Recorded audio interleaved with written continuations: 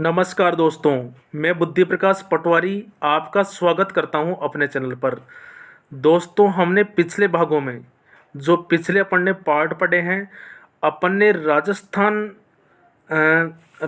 का जो GF&R है, इसको अपन ने अच्छे से समझा है और उम्मीद है कि आप लोगों ने इसे पढ़ के बार बार रिवीजन किया होगा और आपका अच्छे से रिवीजन भी हो चुका होगा। बार बार आप लोग रिवीजन कीजिए, तब जाकर आपकी चीज़ें दिमाग में बैठेगी।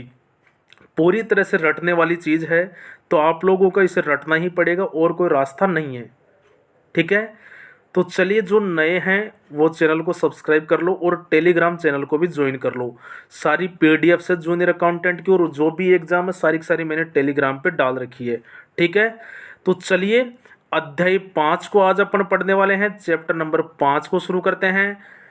सुनिए भाई, अध्याय 5 में क्या दे रखा है। वे स्वीकृत करने के विषय में विभिन्न अधिकारियों की शक्तियां। भाई, किसी भी चीज का वे करना अपने को, कोई भी चीज का, ठीक है, तो उसको जो स्वीकृत करते सकते हैं अधिकारी, उनकी शक्तियों के बारे में बता रखा है। और अध्याय 5 में नियम 61 से 73 तक ये भी आपको याद रखना है, क्योंकि यार ये एग्जाम में पूछ लिया जाता है कि वे स्वीकृत करने के विषय में विभिन्न अधिकारियों की शक्तियां कहाँ से कहाँ तक है। भाई, तो नियम 61 से 73 तक, और कौन से चैप्टर में है? चैप्टर नंबर 5 में। तो ये जो ऊपर का ना भाई, मैं आपसे बार बार कहता हूँ कि जो भी जब भी पढ़े अपन, तो ये ऊपर का बॉर्डर तो आप लोग याद कर ही लो, इसे हेडिंग तो आपको याद कर ही लेनी है। ठीक है, तो अध्याय 5 में क्या दे रखा है? वे स्वीकृत करने के विषय में विभिन्न अधिकारियों की शक्तियां, नियम 61 से 73। आपको एक एक नियम को मैं अच्छे से एक्सप्लेन करूंगा, समझने की कोई दिक्कत नहीं है। देखो, लेकिन देखो यार, चीज़ है रटने की, तो रटना पड़ेगा और कोई इलाज नहीं है।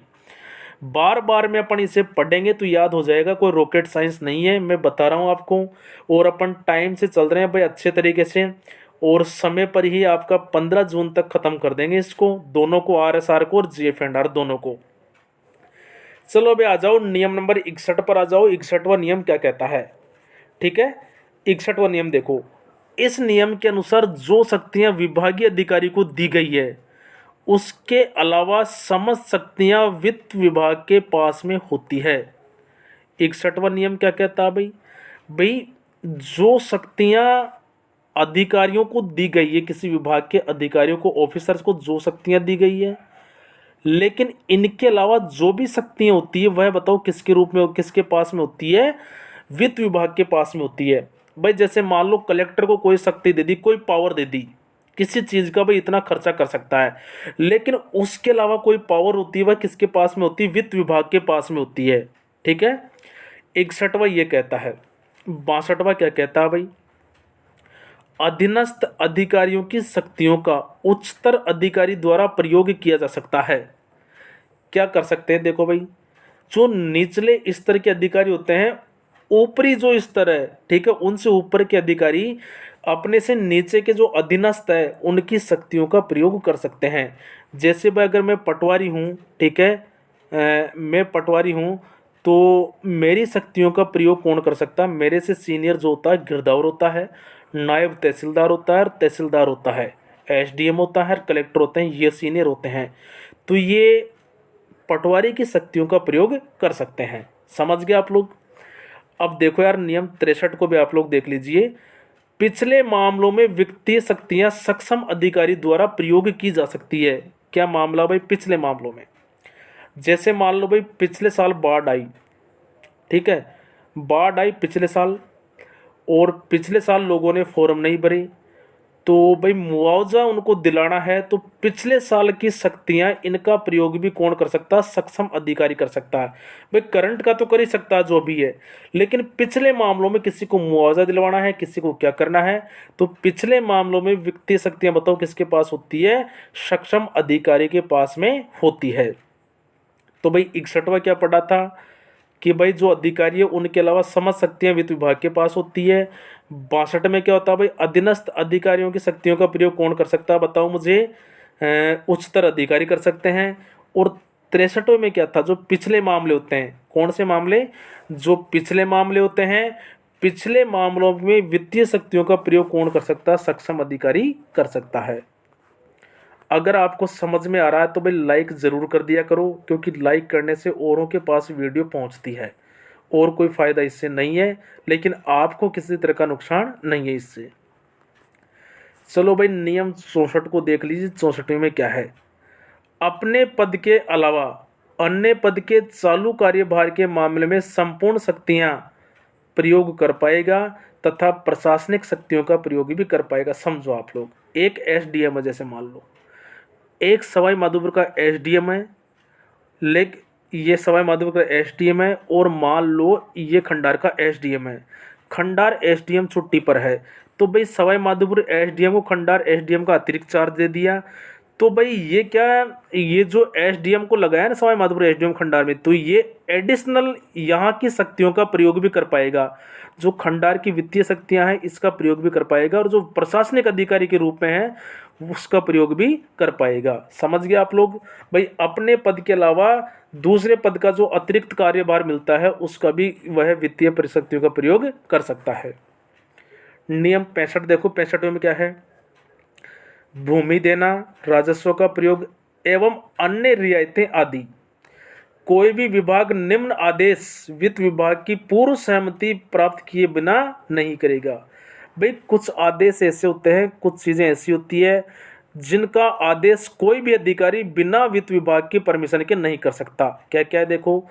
भूमि का अनुदान देना, पानी का अधिकार देना और खनिजों के लिए रियायत, या फिर किसी भी प्रकार का राजस्व छोड़ना। क्या क्या चीज़ें हैं भाई?